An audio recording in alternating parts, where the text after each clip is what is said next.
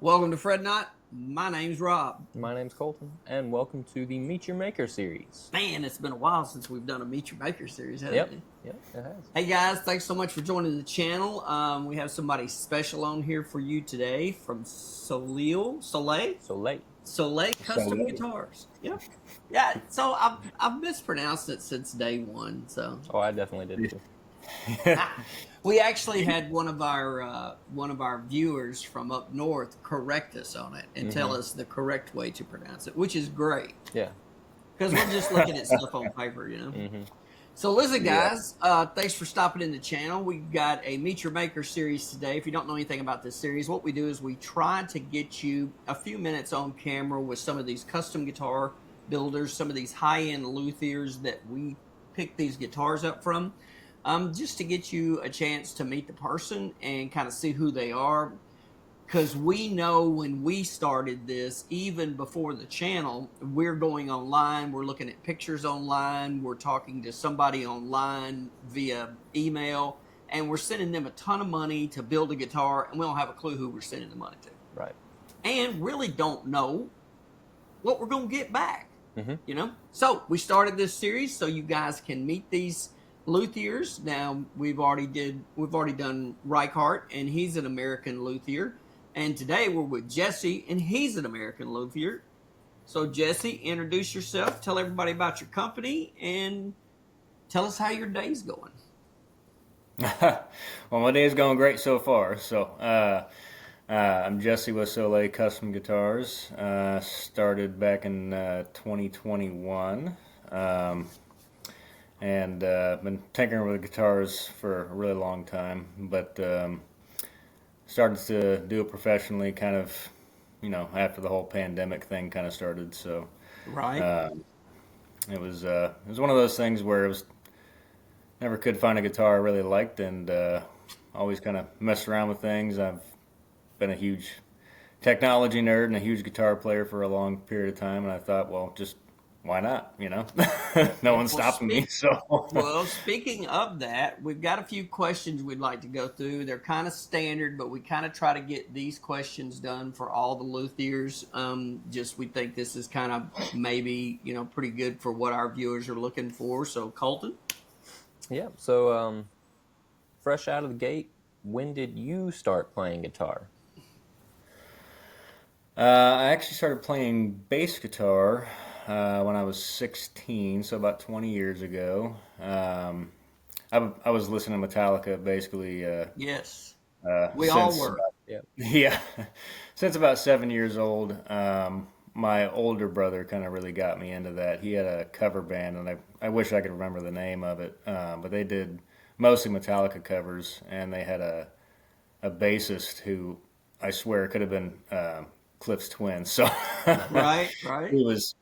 he was absolutely incredible. He could play anything on the bass guitar, and it was one of those things that just blew me away. So, yeah. So about 16, I started playing, and I think they had gotten a new bass player at that time, and I think he was going on vacation and he left his bass guitar lying around. Big mistake. So. Right. And it was a fretless, so Oh, wow. Nice. So I just picked it up, started noodling around on it, and of course wanted him to teach me to play it, and he kind of refused. But Right. this dumb kid wanting to play his really nice bass guitar. But so I did that I played bass for probably about 2 years, and then Kirk Hammett and his solos and everything else, I was just like, man, bass is kind of lame. So, Right.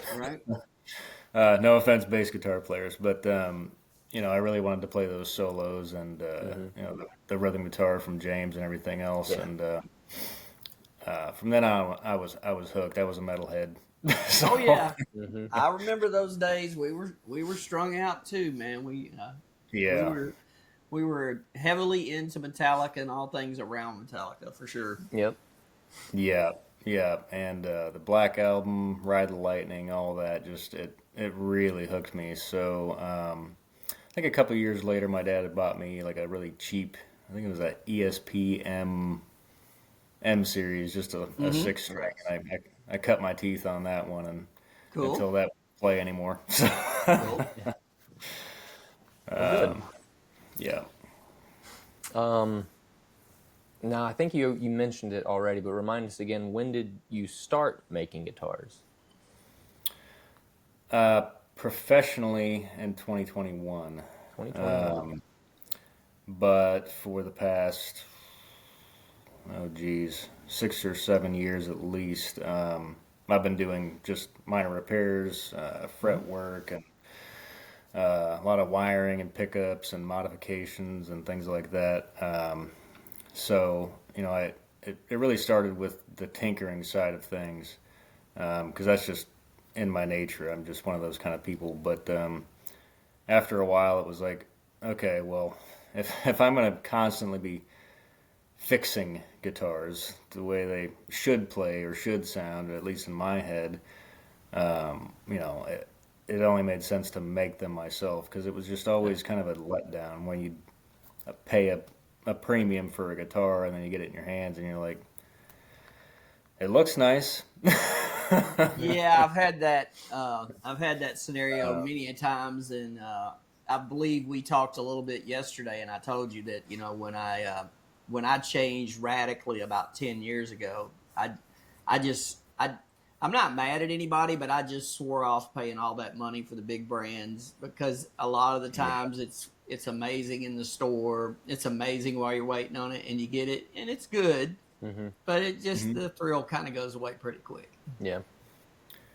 Yeah, and it's one of those things where, I mean, obviously they're these larger companies are just pumping out guitars by the thousands, and they've got a process down to where they narrow down a price point and a certain quality and all that kind of stuff. But it's the small details where they really miss. Yeah. We've noticed that. Yeah, we're on the same page with you on that for sure. Yep. Yeah, so it's just that little extra touch that a custom builder. That's why you buy a custom instrument. It's not so much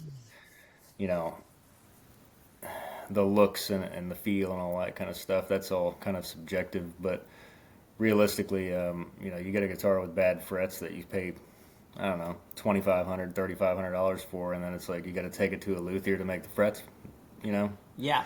playable and not buzz right out of the case, So that's just one of those. That's one of those things, that's why I started doing it, because I could never pick up a guitar, even an ESP. I got a really nice ESP, and I love ESP guitars. A lot of my stuff is kind of got some of that influenced into them, but I had fret buzz on 3 frets. Good. I understand. $3,000, So. Yeah, trust me, it's kind of why I purchase what I purchase. You know what I mean?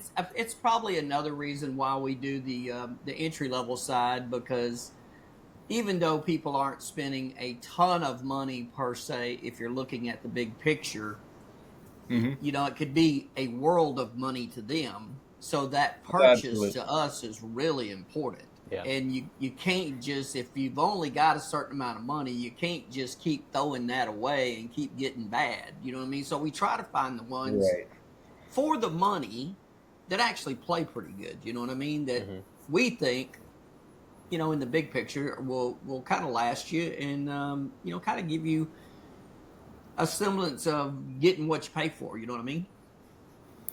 Yeah, and obviously, I think most people are in that boat. They not a lot of people can afford a really high-end guitar, and that's 100% understandable.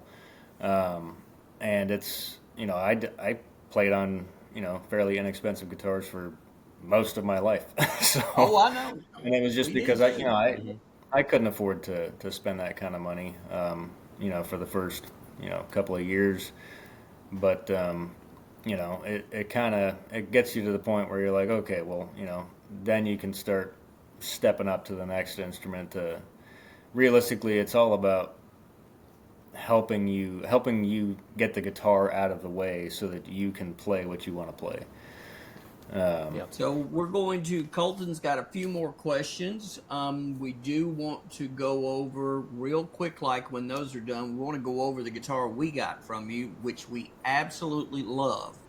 I'm just telling you, it's freaking amazing. Oh, thanks. And we don't want to spend a ton of time on that because these guys on here have already seen the review on that, but maybe somebody hasn't. But we want to talk about your new line. Yeah. We want to kind of go over that a little bit, and I'll try to get some pictures up for everybody, and we want to kind of explain to everybody kind of what's going on with those, and if there's a time frame or whatever, maybe when you'll start getting those where people can order those too. Yeah. Colton? Yeah. So I know you said you listen to a lot of Metallica, and that's what like kind of inspired you to really kind of want to start playing guitar or bass, rather. But would you say that there's any other kind of genre that has sort of influenced the way you make guitars, like in terms of sound or shape or just anything at all? So are you a metal guitar maker or not? I would say mostly yes. Yeah. And that's just me personally. There's a lot of people out there that listen to multiple different genres, and I try to accommodate that. Because realistically, you can order kind of whatever you want within the body shape, Right. that I make. But I've moved away from kind of Metallica and the older school metal into I like metalcore, and there's Swedish like death metal and all kinds of stuff like that. Well, I will say this: the guitar we got from you, I have a feeling that thing will play anything. I mean, it's very versatile. So that's good. Yeah. We're probably not going to ever play more than one genre with it, just to be honest. But I mean, I think it'll play anything. Yeah, I try to not bottleneck it into kind of one genre. Right. But realistically, it's not your classic rock guitar, so Right. or blues or jazz or anything like that. So I am kind of geared more towards that heavier style of music, and that really influences the shape and the neck shape and fret work and all that kind of different stuff. So I hope that answered your question. Oh, you did. Yeah. Yep. Just on the heavier side of stuff. So that's cool. Yeah. What kind of gear do you prefer to play through, or do you just like what's your regular kind of setup, like an amp or pedal? Well, as to I mean, you got to test them. You have to test them, right? So what's your test rig? What do you use? Because a lot of people, when we buy guitars, or when everybody buys guitars, and you're buying from a luthier, what they listen to at the very end before they ship it out on quality control. So, I mean, to me, I'm curious. I'm always curious about that. You know what I mean? I want to know what you're playing through when you decide that this is it. It's at its right point. You know? Yeah. So initially, just testing and things like that to go through a lot of tonal variety without having to have a bunch of different heads or anything, because that gets cumbersome and rather expensive. I like to use Neural DSP and a couple of other different plugins. Imagine that. Yeah, to really go through just every tone that I can possibly imagine, that at least that I would play it, I think my audience would enjoy as well. So I've got a Scarlett interface. I can't remember exactly which one it is. Just running into straight into that Neural DSP. Cool. Nice. And so I just go through a bunch of different plugins there. Been really enjoying the Gojira one lately. Of course, we've since they released it. Well, we had it, but since they released it to where you could put it on the Quad Cortex, we haven't used anything but that. We pretty much run the JD9 rhythm. Yeah. That's what we run, especially for our entry level, and that's just to kind of keep all those guitars on the same patch, so you can, if you were thinking about buying one of 5, you could go back and kind of hear the difference in the pickups. Yep. because we don't EQ Right. it, we don't touch it, we just run that patch. Right. So Right. Yeah, I guess I could solid bass line. yeah, yeah. So But yeah, and then if I really want to jam out and annoy my neighbors, I do have a 5150 head, and Nice. I think yes, it's a 1989 PV 4x12 with some vintage 30s in it. ooh, There you go. And that thing, I mean, it's built like an absolute tank. They don't make them like that anymore. yeah, But right, yeah. They don't make them like that anymore, unfortunately. right, so yeah, so that would be kind of what I use. Well, those were Awesome. at that time. Those were, and I'm not saying anything about now that they're not, but the music industry when you toured, it wasn't so much like going into a deal and just plugging into the front of the house and everything being there for you. You had to take equipment Mm-hmm.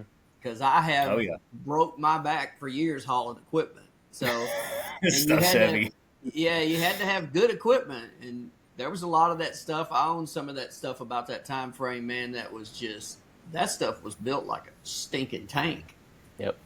Yeah, yeah. I swear it's made out of like 2-inch thick plywood. It's ridiculous. Right, right. Well, nice. That's Yeah. cool. Yeah. The Neural's awesome. Love Yes, playing through it. we love Love the it. neural. Yeah, I mean, honestly, it's hard to say if there's a replacement for tubes, because there's just that something a little bit special within a tube it's really hard to replicate digitally, but they've come really close. So They're really, they're really close. I used to be a strong proponent of not using anything digital simply because of that, because it was such a gap between tubes and digital. But it is yeah, so much closer. yeah, yeah, especially now. Yep. Well, we can move on to the next one. What about acoustics? Do you ever see yourself making an acoustic, or have you considered it, or just not so much? Uh, I will Hey, never say Jesse, never. there are acoustic guitars on Metallica every once in a while. Yeah, yeah, I've heard. Yeah. I'm just No, I don't have any. I don't have any problem with acoustic guitars. I think they're wonderful. It's not something that I play all the time. I got them right. stuffed away in a corner. But as far as building them goes, I mean, Hey, again, with with I won't say neural, you never. can, yeah, but with neural, you can just about replicate it on an electric. You know what I mean? Just about. You could get it stupid close. Yeah, yeah, and especially if you got like a piezoelectric bridge or something Yep. like that, you can get really close. I do enjoy those. It might be something in the future, but it's a whole different animal. It is. Yeah, we It's realize that. nothing. That's why we ask, because some people are just focused in one direction, and we always ask everybody that question just to kind of see if that scope is there. Yeah. Yeah, I mean, realistically, I'm pretty niched down. Right. So not in the near future, but again, never say never. So Open to it then, I guess. Right. So we got one more question, but first, all you guys out there watching, make sure there should be somewhere plastered, floating, coming in and out. It's doing something on this, but make sure you go yeah, to his website. Make sure, yeah, I don't know, I always do it wrong, so I just say it somewhere on here.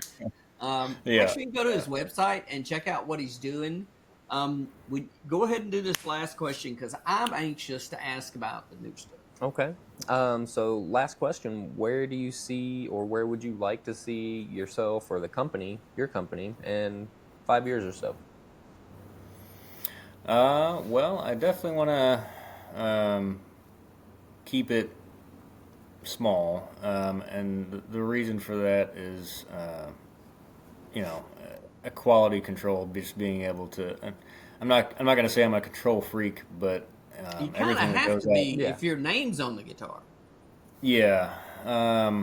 So I don't want a bunch of hands, a guitar being passed through a bunch of hands that aren't quite up to a standard. So, I'd love to see the company grow, but I think one thing that I would change if it does grow enough, is that instead of having a guitar passed through multiple hands through multiple stages, I think it would be beneficial to have each luthier from start to end. Yeah, Yeah. that makes sense. So that, when it's their name on it, it's not, oh, I only, sanded Yeah. it, and then the next Yeah. guy is going to do that, so I think that would be the only way that I would want it to grow. But in 5 years, I mean, I just want to listen to the community, see what their feedback is, and see what kind of designs and, um, you know, just different specifications that they're looking for, and try to always be nimble and always be able to listen to the customer and really get something in the hands that they really want, rather than just what I want. So that's kind of the struggle for me. We But got the guitar from you, and there's pictures of that up. We have a full review of it up. We absolutely, I'm not saying this because you're on here, but we absolutely love that guitar. The I fit, appreciate that. finish, the playability. It's just, as soon as you touch it, I mean, the second you touch it, it did not come out of a factory. If you've ever touched factory guitars, that guitar is handmade, and man, the care in it is amazing. And I'm not just pulling your chain because you're on here. I'm being honest with you.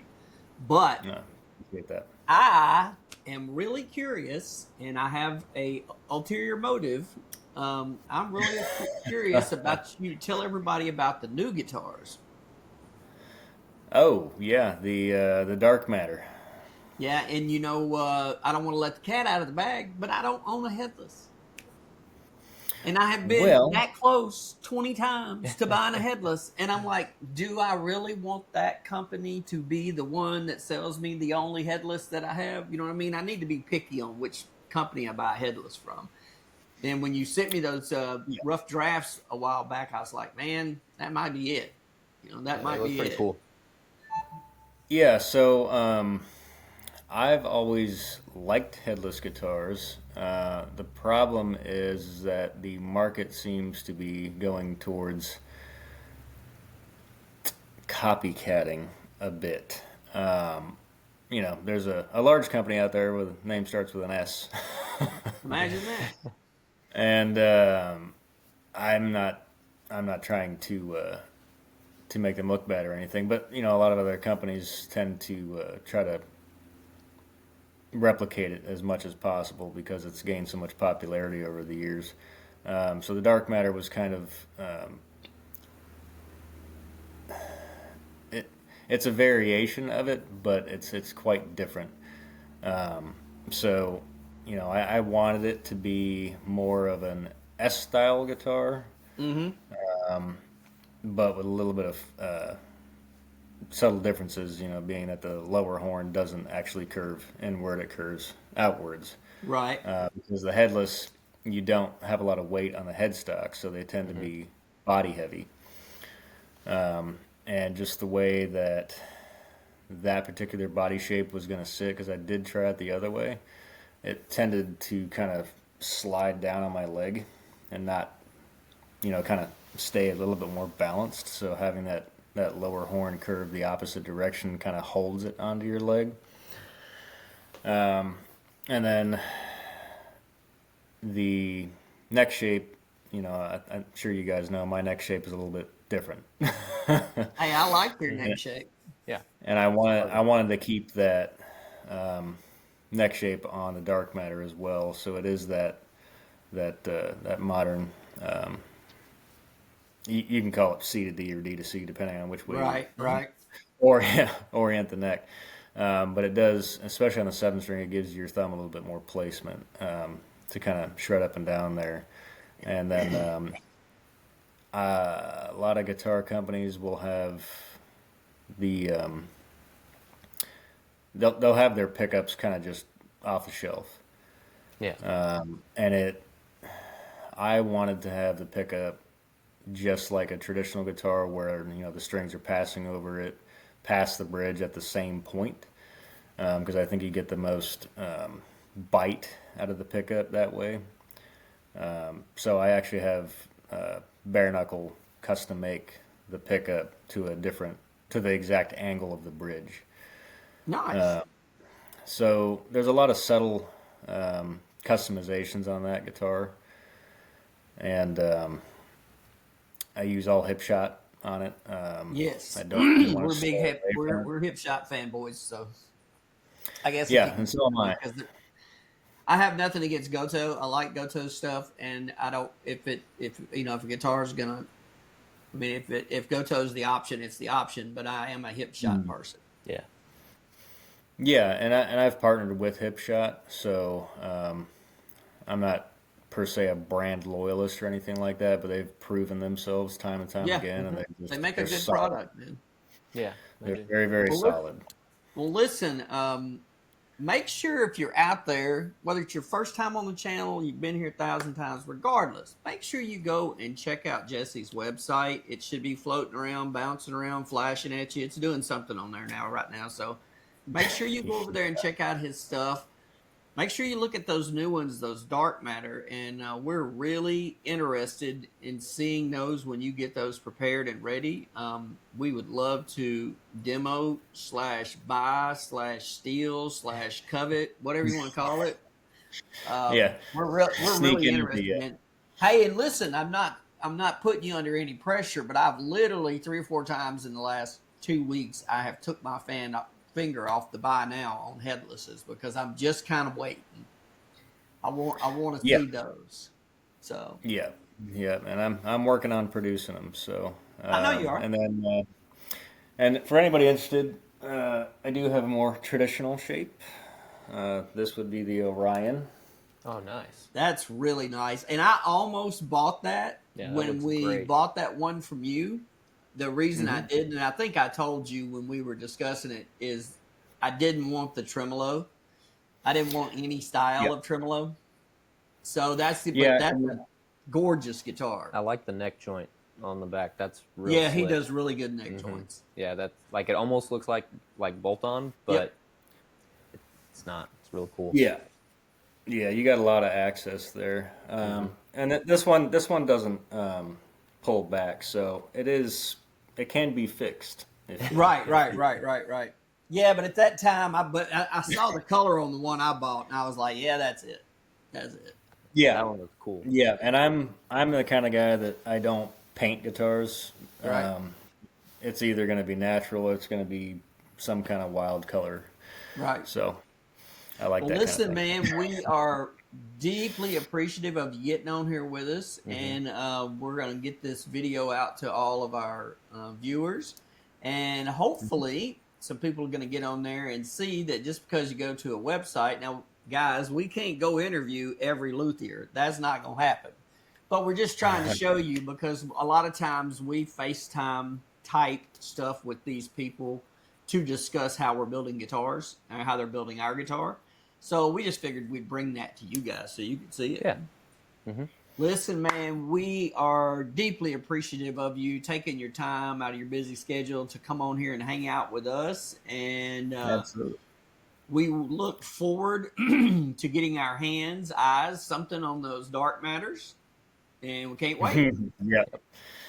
Yep. Awesome. Well, I really appreciate it, guys. And yeah, and like you said, meeting the guy behind the faceless website, I think it is helpful. And this is the interaction that you guys are having with me is something that you can have with me as well if you want to build a guitar. So you don't have to That's just awesome. email some random dude. And I'm just a normal guy. There's nothing special here. So I think that's really cool to be able to to meet the person that would be making your guitar. Yep. Yep, Well, listen, give me a man, we call. appreciate you. We are thankful that you came on here with us, and we look forward to all the great stuff you and your company are doing in the future, and we need to be involved. Yep. Well, thank you guys. I really appreciate it. It was awesome. All right, man. Have a great day, and we'll catch you hopefully here soon when I'm sitting here holding the dark matter. All righty, Rob. And thank you, Colton. Not a problem. All right, man. You have a great day.